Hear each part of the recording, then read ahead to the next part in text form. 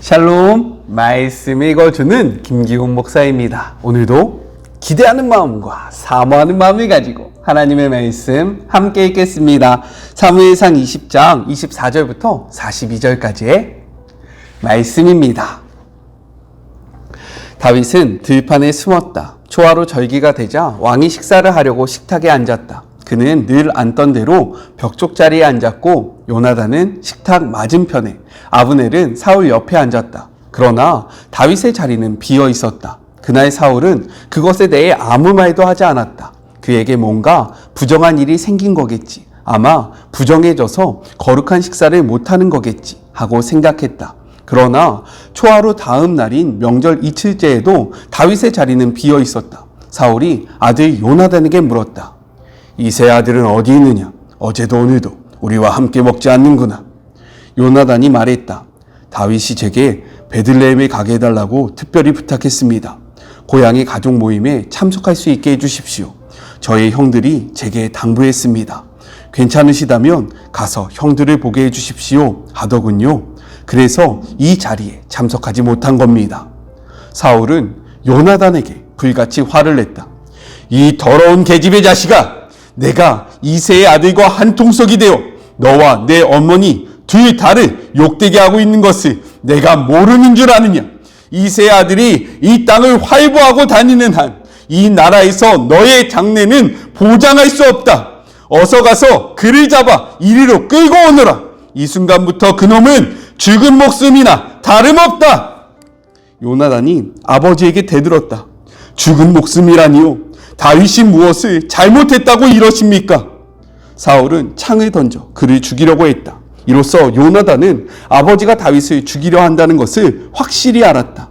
요나단은 잔뜩 화가 나서 식사 자리에서 뛰쳐나갔고 하루 종일 아무것도 먹지 않았다. 다윗 생각에 마음이 아팠고 아버지에게 당한 모욕 때문에 속이 상했다.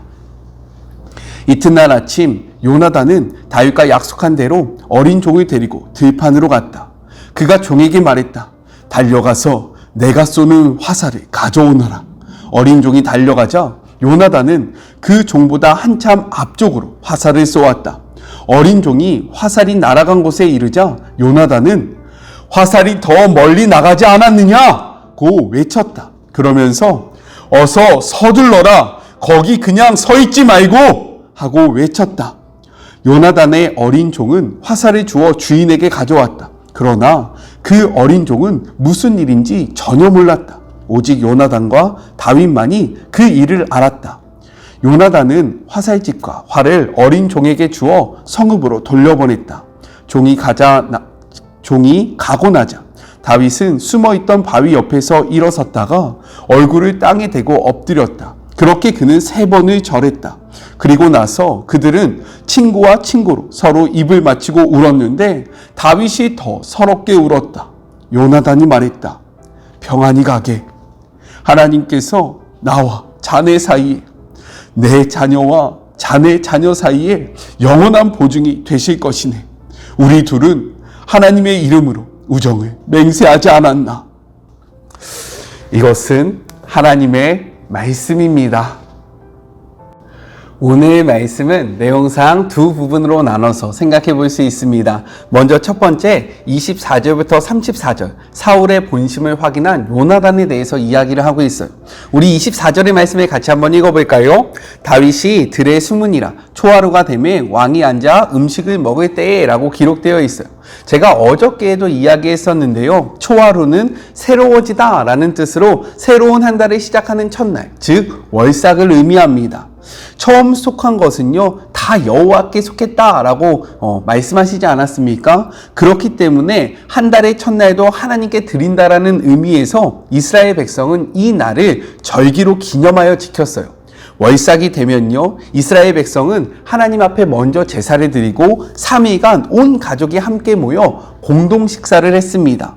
다윗은 사울의 사위로서 함께 식사를 해야 했지만 사울의 본심을 알기 위해서 식사 자리에 참석하지 아니하고 들에 숨어 있었던 거예요. 공동 식사의 첫날 다윗의 자리가 비어 있었지만 사울은 이에 대해서 아무 말도 하지 않았습니다. 다윗이 부정해져서 식사 자리에 참석하지 못한다라고 생각했기 때문인 거예요. 모세의 율법에 의하면요, 신체의 유출, 즉 몽정이나 부정한 것에 접촉을 하면 사람이 죽은 시체 혹은 동물의 사체 이런 것에 접촉을 하면 하루 동안 부정해져서 제의적 식사에 참여할 수 없다라고 명령되어 있기 때문입니다. 그런데 다음 날에도 다윗의 자리가 비어있자 사울은요, 요나단에게 물어봐요. 27절의 말씀 함께 읽겠습니다. 이튿날 곧 그 달의 둘째 날에도 다윗의 자리가 여전히 비어 있으므로 사울이 그의 아들 요나단에게 묻되 이새의 아들이 어찌하여 어제와 오늘 식사에 나오지 아니하였느냐 하니라고 이야기하고 있습니다. 여기서 사울은요, 다윗을 무엇이라고 부릅니까? 다윗이라고 부릅니까? 아니에요. 그렇다면 나의 사위, 즉 자신의 사위라고 부릅니까? 그렇지 않다라는 거예요. 다윗을 이새의 아들이라 부르고 있습니다. 이러한 표현은요, 다윗을 비하하는 그러한 발언으로서 다윗에 대한 사울의 심정이 좋지 않다라는 것을 보여주고 있다라는 거예요. 이러한 물음에 요나단은요, 미리 다윗과 계획한 대로 다윗이 베들레헴으로 가기를 간청했다라고 이야기를 합니다. 우리 29절의 말씀을 같이 한번 읽어볼게요.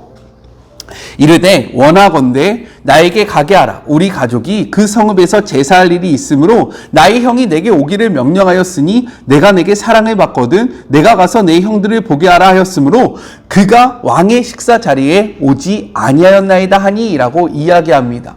이렇듯 요나단은요, 다윗이 매우 간절하게 자신에게 부탁했다라고 이야기하고 있는데, 이는 다윗의 자발적인 선택이 아니라 왕의 명령, 아니 형의 명령, 형의 요청 때문에 어쩔 수 없이 갈 수밖에 없었다라고 이야기를 합니다. 그러나 이러한 표현, 어떠한 표현이냐면 형의 명령에 따라, 즉 형의 간청에 따라 이가 갔다라는 내용은요, 다윗과 이야기했던 내용이 아니라 요나단이 추가적으로 혼자 삽입한 내용입니다. 이를 통해서 요나단은요, 확실하게 다윗을 향한 사울의 마음을 알고 싶어 했다라는 거예요. 그러자 사울은요, 이렇게 이야기를 합니다. 30절의 말씀 함께 읽겠습니다. 사울이 요나단에게 화를 내며 그에게 이르되 폐역 무도한 계집의 소생아, 내가 이새의 아들을 택한 것이 내 수치와 내 어머니의 벌거벗은 수치됨을 내가 어찌 알지 못하랴 라고 이야기해요.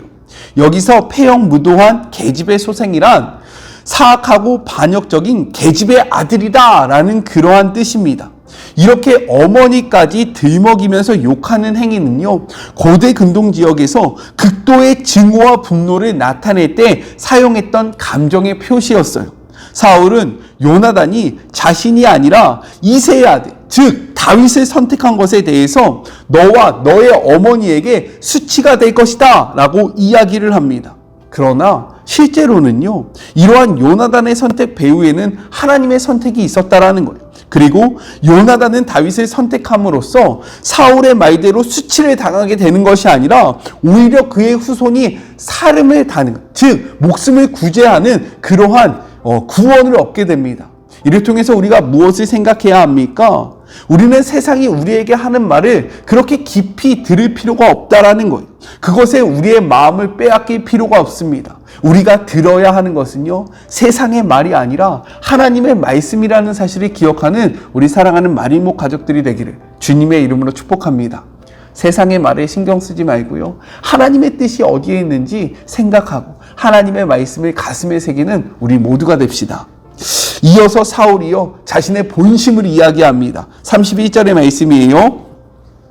이새의 아들이 땅에 사는 동안은 너와 내 나라가 든든히 서지 못하리라. 그런즉 이제 사람을 보내 그를 내게로 끌어오라. 그는 죽어야 할 자니라 한지라 라고 이야기합니다.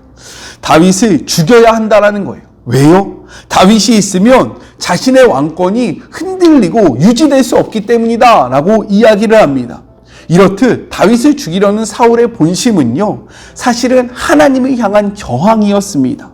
사울은 여호와의 명령을 버림으로 그의 나라가 여호와의 마음에 맞는 사람에게 넘어갈 것이라는 예언을 먼저 들었기 때문인 거예요. 우리 13장 14절의 말씀을 한번 읽어볼까요? 지금은 왕의 나라가 길지 못할 것이라. 여호와께서 왕에게 명령하신 바를 왕이 지키지 아니하였으므로 여호와께서 그의 마음에 맞는 사람을 구하여 여호와께서 그를 그의 백성의 지도자로 삼으셨다라고 이야기하고 있습니다. 그는 지금 역사의 주관자 되시는 하나님을 대적하면서요, 자신의 왕권을 지키기 위해서 다윗을 죽이려 하고 있다라는 거예요. 이 말을 듣고 요나단은요, 자신의 아버지에게 이야기합니다. 다윗이 대체 어떠한 죄를 졌기 때문에, 다윗이 무슨 잘못을 했기에 당신, 즉 나의 아버지 사울 왕이 왜 그를 죽이려고 하는지 물어보고 있다라는 거예요. 이 말을 듣자 이번에 사울은요, 자신의 옆에 있는 창을 들어서 자신의 아들 요나단을 죽이려고 합니다. 이러한 모습을 바라보면서요, 요나단은 생각한 거예요. 아, 나의 아버지가 다윗을 죽이려는 것이 확실하구나. 여기서 우리가 생각할 것이 있습니다. 요나단은요, 사울의 통치 초기부터 그의 아버지와 함께 전쟁에 참여했던 용사였다라는 거예요. 이렇게 항상 앞장서서 싸우면서도요, 그는 스스로 영광을 취하지 않았고 이 모든 영광을 언제나 아버지 사울에게 돌렸습니다. 그리고 사울의 잘못된 맹세로 인해서 죄 없이 죽게 되었을 때에도요, 자신의 아버지의 명예와 그의 권위 때문에 스스로의 목숨을 내어놓았던 그러한 아들이었다라는 거예요. 또한 다윗이 사울이 자기를 죽이려 한다라고 이야기할 때, 이것이 어제의 본문 아닙니까? 그렇게 이야기할 때 그렇지 않다. 하나님이 우리 아버지와 함께하고 계신다. 우리 아버지는 하나님을 섬기는 자다라고 이야기하면서요, 다윗에게 자신의 아버지를 변호했던 사람이 바로 요나단이었다라는 거예요. 우리 13절 후반절을 같이 한번 읽어볼까요? 여호와께서 내 아버지와 함께하신 것 같이 너와 함께하기를 원하노라. 즉 자신의 아버지는 하나님과 함께하고 있는 자다. 자신의 아버지는 하나님의 뜻 안에서 행동하는 자다라고 굳게 믿었던 자가 바로 요나단이었다라는 사실입니다. 그러나 요나단은요, 이제야 사울의 본심을 확인하게 되었다라는 거예요. 사울의 본심을 확인한 요나단은요, 이렇게 행동합니다. 34절 전반부의 말씀입니다. 심히 노하여 식탁에서 떠나고 그 달 둘째 달에는 먹지 아니하였으니 라고 이야기하고 있어요. 이를 직역하면요, 이렇게 표현할 수 있습니다. 요나단이 맹렬한 분노 가운데 그 식탁에서 일어났다 입니다. 사울의 분노는요, 다윗에 대한 두려움과 질투심에서 비롯된 것인데, 지금 요나단의 이러한 분노는요, 자신의 왕권을 위해서 하나님을 거역하고 무고한 다윗을 죽이려는 아비 사울에 대한 의로운 분노였다라는 거예요. 요나단은 이런 의로운 분노를 가지고요, 왕의 식탁에서 일어납니다. 이는 무엇을 의미하냐면 하나님의 길에서 떠난 사울과 요나단이 완전히 결별한 것을 의미하고 있다라는 거예요. 이 말씀 앞에 우리는 생각해야 합니다. 우리에게 요나단과 같은 의로운 분노가 있습니까? 우리에게 왕의 식탁에서 일어나는 요나단과 같은 의로운 결단이 있는지 우리는 생각해 봐야 한다라는 거예요. 우리 안에 죄를 향한 의로운 분노와 죄를 선택하지 않는 의로한 결단이 있기를 주님의 이름으로 축복합니다. 이러한 결단과 이러한 분노로 하나님의 길을 뚜벅뚜벅 걸어가는 우리 모두가 되었으면 좋겠어요. 둘째, 35절부터 42절 약속을 지키는 요나단에 대해서 이야기를 하고 있습니다. 아침이 되어 요나단은 작은 아이를 데리고 다윗과 약속한 시각에 맞춰서 들로 나아갑니다. 아이에게 자신이 쏘는 화살을 찾아오라고 명령한 다음에 그 아이 위로 멀리 화살을 쏴요. 그리고 아이가 그 화살 근처에 갔을 때 화살이 그 앞에 있으니 지체하지 말고 빨리 달려가라 라고 외칩니다. 이는요, 사울이 다윗을 죽이려 한다라는 신호였어요. 그리고 이것이 확실하니까 빨리 도망가라는 사인이었습니다. 그 후에 요나단은요, 자기 무기를 아이에게 주면서 성으로 돌아가라 라고 명령을 해요. 소년이 떠났을 때 다윗은요, 바위 옆에서 일어나 코를 땅에 대고 3번 요나단에게 절을 합니다. 이는요, 감사와 존경을 표시한 것인데 자신을 향해서 무조건적인 사랑과 호의를 베풀어주는 요나단에게 자신이 할 수 있는 최고의 표현을 한 것입니다. 이들은 서로 형제로서 입을 맞추고, 왜 제가 특별히 이것을 강조하냐면 어떤 사람들은 요나단과 다윗이 동성애자였다, 서로를 사랑하는 자들이었다라고 이야기하는데 이것은 전혀 성경에 맞지도 않고요. 성경을 모르는 사람이 하는 말입니다. 이들의 입맞춤은 정말로 이성적인 에로스적인 입맞춤이 아니라 형제의 입맞춤이었다라는 것을 알아야 하고요.